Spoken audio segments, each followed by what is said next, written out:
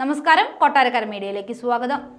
പൂന്തോട്ടങ്ങളാൽ ചുറ്റപ്പെട്ട കൊച്ചു കോട്ടേജുകളും ആഡംബര ബംഗ്ലാവുകളും നിറഞ്ഞ കൊച്ചു പട്ടണമായതുകൊണ്ട് ഒരു കാലത്ത് പെൻഷനേഴ്സ് പാരഡൈസ് എന്ന് അറിയപ്പെട്ടിരുന്ന നഗരമായിരുന്നു ബാംഗ്ലൂരു. എന്നാൽ ഇന്ന് ഒരിറ്റ് ദാഹജലം ലഭിക്കണമെങ്കിൽ ദിവസങ്ങളോളം കാത്തിരിക്കണം. വേനൽക്കാലം പടിവാതിക്കൽ എത്തിയതേയുള്ളൂ. ഇതിനോടകം തന്നെ ഇന്ത്യയുടെ IT ഹബ്ബായ ബാംഗ്ലൂരിൽ കടുത്ത ജലക്ഷാമം അനുഭവപ്പെട്ടു തുടങ്ങി. 1 കോടിയിലധികം പേർ തിങ്ങിപ്പാർക്കുന്ന ബാംഗ്ലൂരിൽ 10 ലക്ഷത്തിലേറെയും മലയാളികളാണ്. കൃത്യമായി മഴ ലഭിക്കാത്തതോടെ ഭൂഗർഭജലം കുറഞ്ഞു. കുഴൽക്കിണറുകൾ വറ്റിവരണ്ടു. ജലവിതരണം തടസ്സപ്പെട്ടു. ഒഴിഞ്ഞ ബക്കറ്റുകളും കുടങ്ങളുമായി ബാംഗ്ലൂരു ജനത വെള്ളത്തിനായി നീണ്ട ക്യൂവുകളിൽ അക്ഷമരായി നിൽക്കുകയാണ്.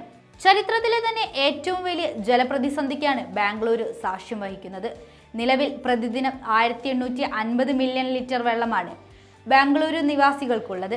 എന്നാൽ 1680 മില്യൺ ലിറ്റർ വെള്ളം അധികമായി വേണ്ടതുണ്ട്.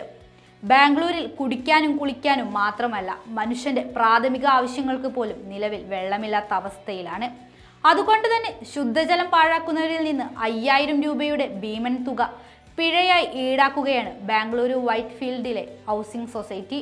വെള്ളം വരുന്ന ദിവസങ്ങളിലാണ് തുണി കഴുകൽ പോലുള്ള ദിനചര്യങ്ങൾ പൂർത്തിയാക്കുന്നത്. ഓരോ തവണ ടാങ്കർ ലോറിയിൽ വെള്ളം വരാൻ 2800 രൂപ വരെ നൽകേണ്ടതുണ്ട്.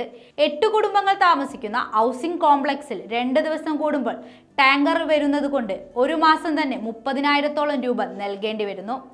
ഉപയോഗത്തിലില്ലാത്ത ടാങ്കറുകൾ വാടകയ്ക്കെടുത്ത് കൂടുതൽ വെള്ളം ജനങ്ങളിലേക്ക് എത്തിക്കാനുള്ള നടപടിക്രമങ്ങൾ സ്വീകരിച്ചു വരികയാണ് നിലവിൽ കർണാടക സർക്കാർ.